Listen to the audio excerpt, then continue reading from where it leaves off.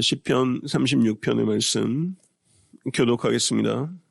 악인의 죄가 그의 마음속으로 이르기를 그의 눈에는 하나님을 두려워하는 빛이 없다 하니 그가 스스로 자랑하기를 자기의 죄악은 드러나지 아니하고 미워함을 받지도 아니하리라 하미로다.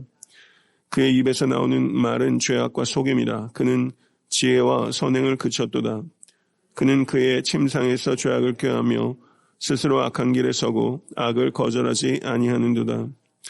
여호와여, 주의 인자하심이 하늘에 있고 주의 진실하심이 공중에 사무쳤으며 주의 의는 하나님의 산들과 같고 주의 심판은 큰 바다와 같으니이다. 여호와여, 주는 사람과 짐승을 구하여 주시나이다. 하나님이여, 주의 인자하심이 어찌 그리 보배로우신지요. 사람들이 주의 날개 그늘 아래 피하나이다. 잘진 것으로 풍족할 것이라. 주께서 주의 복락의 강물을 마시게 하시리이다. 진실로 생명의 원천이 주께 있사오니 주의 빛 안에서 우리가 빛을 보리이다.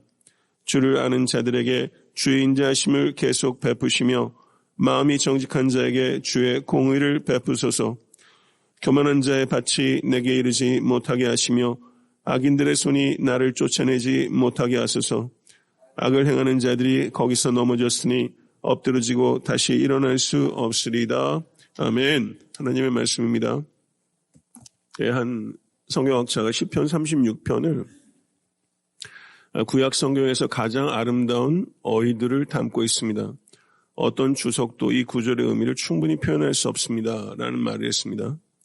제게는 조금 다소 과장스럽게 들리는 게 사실인데요. 그래도 여기 특별히 5절에서 9절의 말씀을 보게 되면 하나님의 성품을 찬양하는 부분이 있는데 이 부분에 도달하게 되면 공감되는 부분이 많이 있습니다. 아름다운 어휘들로 가득 찬 시편임에는 틀림없습니다. 이 짧은 시가 가지고 있는 구조를 먼저 말씀을 드리고 또 이 말씀의 의미를 깨닫고 이 말씀을 붙잡고 살아내고 또 기도하는 우리가 되기를 원합니다. 1절에서 4절을 보게 되면 악인들이 누구인가를 묘사하고 있습니다. 악인들이 누구인가를 우리가 이해하게 되면 선한 이들이 누구인가를 또 이해할 수 있게 되는 것입니다. 5절에서 9절을 보게 되면 하나님의 성품을 찬양합니다. 10절에서 12절은 하나님의 도우심을 간구합니다. 1절부터 4절을 보게 되면 악인의 죄가 그의 마음속으로 이르기를 그의 눈에는 하나님을 두려워하는 빛이 없다 하니 그가 스스로 자랑하기를 자기의 죄악은 드러나지 아니하고 미워함을 받지도 아니하리라 하미로다. 그의 입에서 나오는 말은 죄악과 속임이라. 그는 지혜와 선행을 그쳤도다. 그는 그의 침상에서 죄악을 꾀하며 스스로 악한 길에 서고 악을 거절하지 아니하는도다. 이렇게 말하면서 악인의 특징을 말합니다.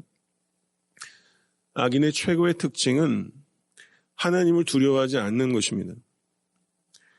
세상 사람들은 이렇게 정의하지 않습니다. 그러나 성경적인 의미의 악인의 특징은 하나님을 두려워하지 않는 것입니다.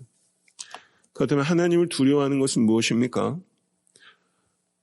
무서워서 피하는 것이 아니라 하나님을 두려워하는 만큼 사랑하는 것이 하나님을 두려워하는 것입니다. 신명기 10장 12절을 보게 되면 이스라엘아, 내 하나님 여호와께서 내게 요구하는 것이 무엇이냐?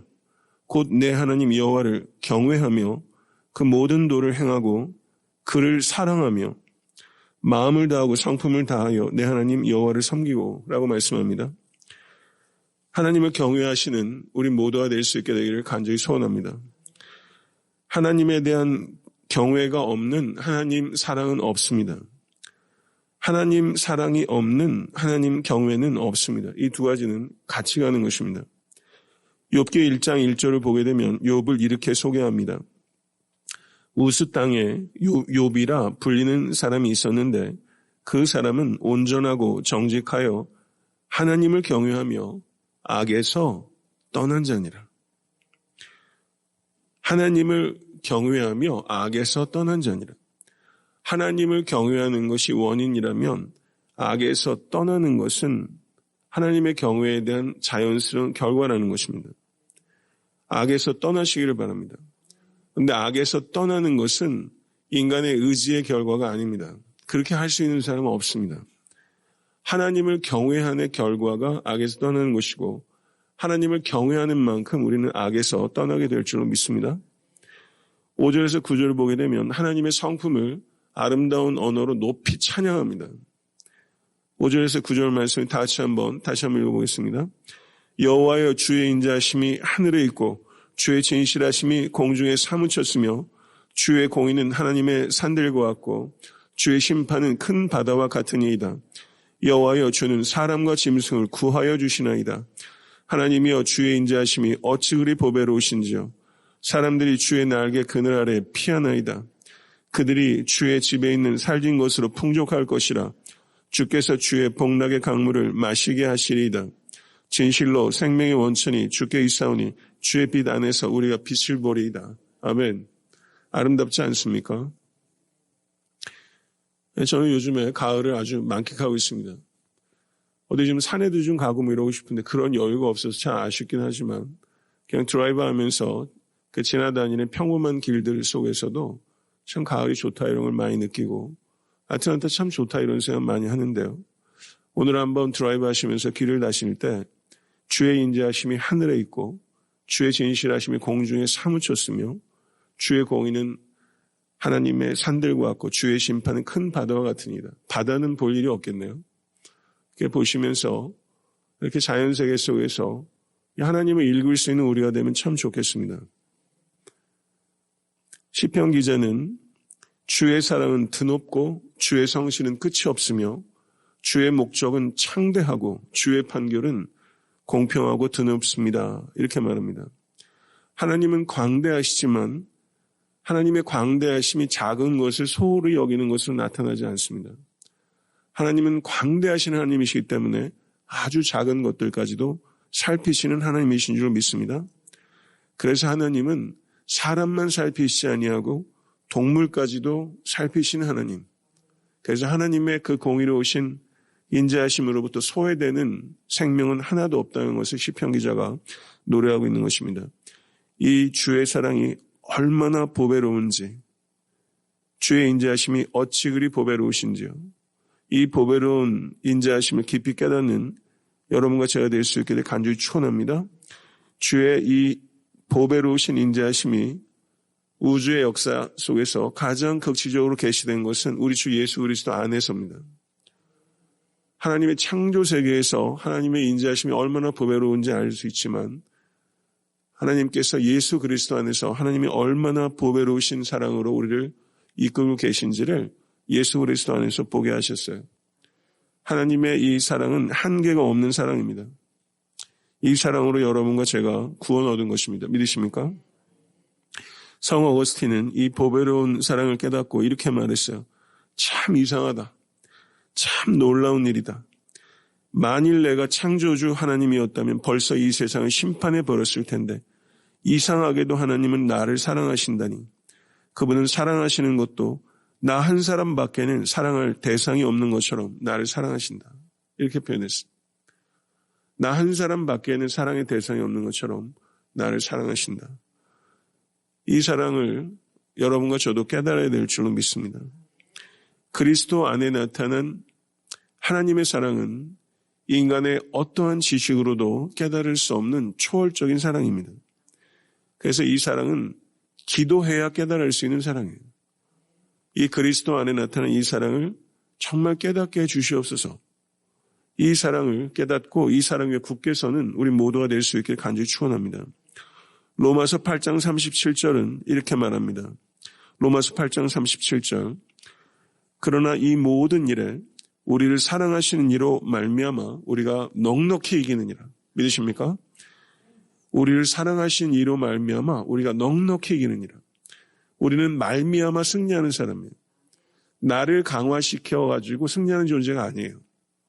우리는 말미암아 우리 주 예수 그리스도 사랑으로 말미암아 승리해요. 그러나라고 말하고 있습니다. 그러나 이 모든 일에 우리가 믿는 이 신앙은 진리입니다. 그러나의 진리예요. 성도의 인내의 결국은 승리인 줄로 믿습니다. 주의 날개 아래 피할 때 우리는 절대 안전합니다.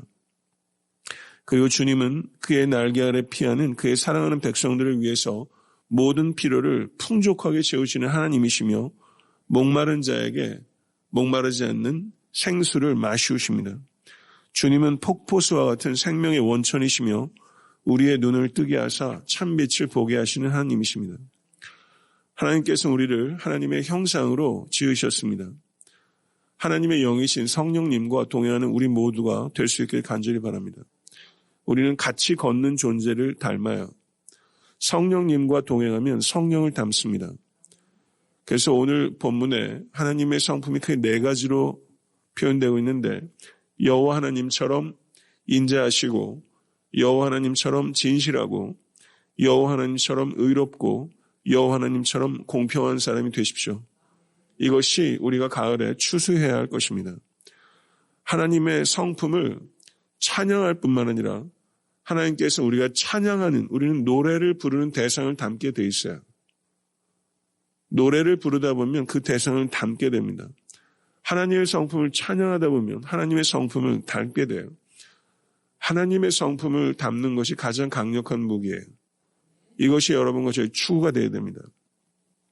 끝으로 10절에 12절을 보게 되면 하나님의 도우심을 간구하는 부분입니다. 10절에 12절 말씀 제가 읽겠습니다.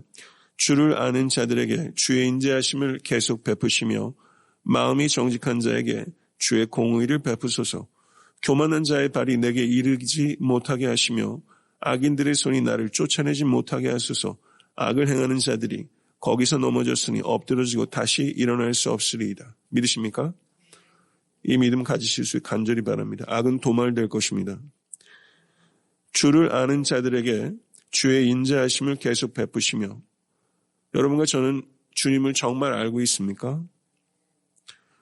하나님을 모르고 예배하는 자들이 얼마나 많으며 하나님을 모른 채 회개하는 거짓된 회개라는 사람들이 얼마나 많습니까? 하나님을 알지 못한 채 강대상에서 설교하는 이들도 저는 적지 않다고 생각합니다. 제이아 페커라는 조직신학자는 하나님을 아는 지식이라는 명조에서 이렇게 말했습니다. 우리가 이 세상의 주인이시며 이 세상을 운행하시는 하나님에 대해 모른 채 이 세상에서 살아가려고 애쓴다면 그것은 광장에 버려진 아마존 원주민처럼 자신을 무자비하게 대하는 것입니다. 아주 소란스러운 광장에 버려진 아마존 원주민과 같은 것이다. 하나님을 아는 지식이 없이 살아가는 것은 그렇게 당혹스러운 것이다. 하나님께서 이 세상을 창조하셨고 이 세상을 다스리고 계시며 이 세상을 새롭게 창조하실 것입니다. 믿으십니까? 이 사실을 모른 채 인생과 역사의 광장에서 살아간다는 것은 가장 어리석고 비참한 인생인 줄 믿습니다. 하나님을 아는 지식이야말로 우주와 역사와 우리 개인사의 나침판입니다. 이 지식이 없으면 목표 지점에 정확하게 도달하지 못합니다. 하나님을 아는 지식이 그러므로 종교적인 관념적인 지식이 아니라 가장 실제적인 지식입니다. 나침판을 갖는 것입니다.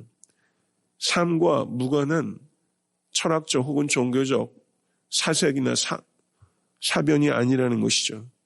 사랑하는 성도 여러분, 인생에 성공하기 위해서 가장 실제적인 지식은 하나님을 아는 지식입니다. 우리 자녀들이 뭐 전공하느냐 중요하죠. 그러나 그것보다 더 중요한 것은 우리 아이들이 하나님을 아는 지식 가운데 서야 돼요. 이것이 없으면 다른 공부는 목표를 잃어버립니다. 다른 열심은 정형 없이 달리는 것밖에 안 되는 거예요.